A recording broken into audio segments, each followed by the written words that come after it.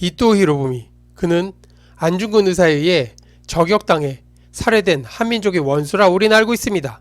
하지만 그리 간단한 인물이 아니란 걸 역사를 보면 알 수 있습니다. 조선 국권 피탈의 원흉인과 동시에 정한론자로부터 조선의 완전한 멸망을 막고 있는 자이기도 한 아이러니한 인물이었습니다. 이토는 조선 같은 역사가 긴 나라는 멸망시킬 것이 아니라 일본의 번국으로 만들어야 한다는 생각을 가진 인물이었습니다.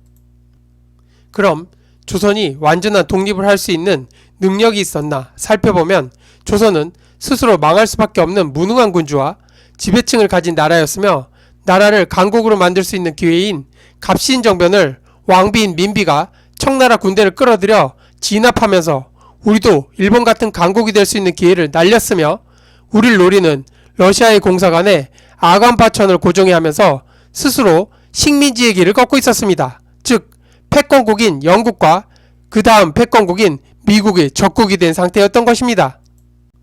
그럼 우리 입장에선 이토가 사살되는 것이 유리한가, 아니면 그가 살아있는 것이 유리한가를 제3자의 시선으로 볼 비슷한 예가 있습니다. 2차 대전의 일본 군사령관 후타구치 렌야의 비행기가 뜬다는 정보가 입수되자 미국은 격추할지 말지를 고민합니다. 하지만 후임이 더 똑똑한 자가 올 것이라 정보가 보고되자 미국은 그를 죽이지 않고 살려둡니다. 미국이 그가 좋아서 죽이지 않을 것일까, 아니면 그 결정을 내린 자가 친일파라서? 그것은 미국에게 유리한 상황이 그가 살아있는 것이어서였습니다. 이토가 살아있는 것은 조선이 선택할 상황 중 유리한 상황이었다 생각합니다. 이런 말은 매국노가 할 말이라고요? 그럼 정한론자가 조선을 탄압해 씨를 말리는 정책을 취한 것이 우리에게 더 유리했다는 주장을 하는 것인지 묻고 싶습니다. 둘 중 하나를 선택했을 때 더 유리한 상황이 어떤 것이었는지 우리 역사의 몽골의 간섭기에 고려를 보면 잘 알 수 있습니다. 우린 몽골 제국의 100년 침탈을 겪었죠. 하지만 우린 송이나 금처럼 나라가 아예 없어지는 멸망은 당하지 않았습니다. 그러했기에 몽골이 약해지자 바로 반격해 자주권을 일시에 회복하게 된 것입니다. 여기서 몽골에 항복하는 것은 두 가지가 있음을 알아야 합니다. 최소한의 주권은 지키고 문화와 민족을 지킬 수 있느냐, 아니면 아예 병합 흡수되는가입니다. 우린 전자를 택해 지금 역사와 민족이 보존되었습니다. 다시 일제강점기 전으로 돌아가 조선인 식민지를 피할 길이 없다면 우리의 정치체제와 말과 글, 문화를 보존받으며 훗날을 도모할 수 있는가, 아니면 적이 우리 씨를 말리려 모든 것을 견딜 수 없는 극한까지 몰아가게 하는가입니다.